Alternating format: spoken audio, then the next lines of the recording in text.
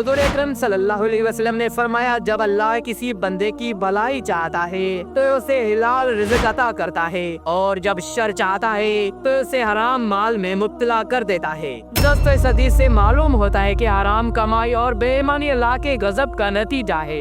बाज़ लोग समझते हैं कि ज्यादा कमाना ही कामयाबी है, चाहे वो धोखा, फ्रॉड या झूठ से ही क्यों ना हो, लेकिन वो ये भूल जाते हैं कि जो रिज़्क बेईमानी से आता है वो जहर बन जाता है। उससे घर की बरकत खत्म हो जाती है, औलाद नाफरमान हो जाती है, दिल से सुकून छिन जाता है और आखिरत में जहन्नम मुकद्दर हो सकती है। ईमान वाले को चाहिए कि थोड़ा हो लेकिन हिलाल हो, क्योंकि हिलाल में अल्लाह की रहमत होती है। हुजूर अकरम सल्लल्लाहु अलैहि वसल्लम ने फरमाया, बेशक अल्लाह ताला नाप तोल में कमी करने वालों को पसंद नहीं करता। दोस्तों, अल्लाह ताला ने कुरान में साफ अल्फाज में उन लोगों की मज़म्मत दी है जो नाप तोल में बेईमानी करते हैं। ये सिर्फ बाजार की बेईमानी नहीं बल्कि जिंदगी के हर शोबे में धोखाधड़ी को शामिल करता है। चाहे वजन में कमी हो, वादे में झूठ हो या कीमत में फरेब हो, सब अल्लाह के गज़ब का बास है। ऐसा शख्स वक्ती तौर पर फायदा तो उठा लेता है, लेकिन उसका दिल सया हो जाता है, दुआएं कबूल नहीं होती और वो बरकत से महरूम हो जाता है।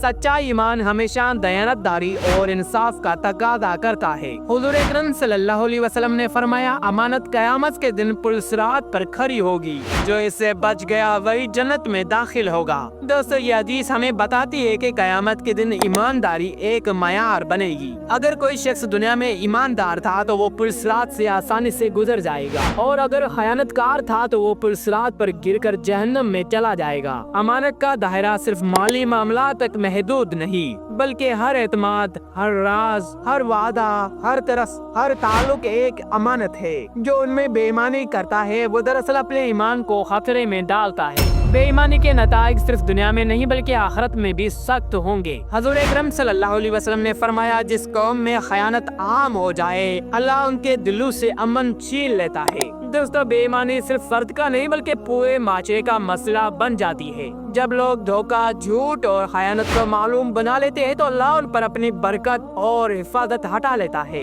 नतीजा ये होता है कि माशरा खौफ, बदएतमादी और फसाद का शिकार हो जाता है। लोग एक दूसरे पर शक करने लगते हैं, तजारत खत्म हो जाती है, इज्जतें महफूज नहीं रहती और दुश्मन हमलावर हो जाते हैं। ईमानदारी माशरे की बुनियाद है, अगर वो खत्म हो जाए तो सब कुछ तबाह हो जाता है। इसलिए हर मुसलमान को सच्चाई और अमानतदारी अपनानी चाहिए। हुजूर अकरम सल्लल्लाहु अलैहि वसल्लम ने फरमाया, जिस शख्स में अमानत नहीं उसका ईमान भी नहीं। दोस्तों, इस हदीस से वाज़ेह होता है कि अमानतदारी ईमान का बुनियादी हिस्सा है। अगर कोई शख्स अमानत में खयानत करता है, झूठ बोलता है, दूसरों का हक खा जाता है या धोखा देता है तो गोया उसके दिल में ईमान की हकीकत नहीं है। बेईमानी सिर्फ दुनियाई नुकसान नहीं देती बल्कि आखिरत में भी अजाब का सबब बनती है। बेईमान इंसान पर किसी को एतमाद नहीं रहता, उसके ताल्लुकात तबाह हो जाते हैं, उसकी दुआएं रद्द हो सकती हैं और अल्लाह की रहमत से वो दूर हो जाता है। सच्चा मोमिन वही है जो दिल, ज़ुबान और अमल से ईमान वाला हो।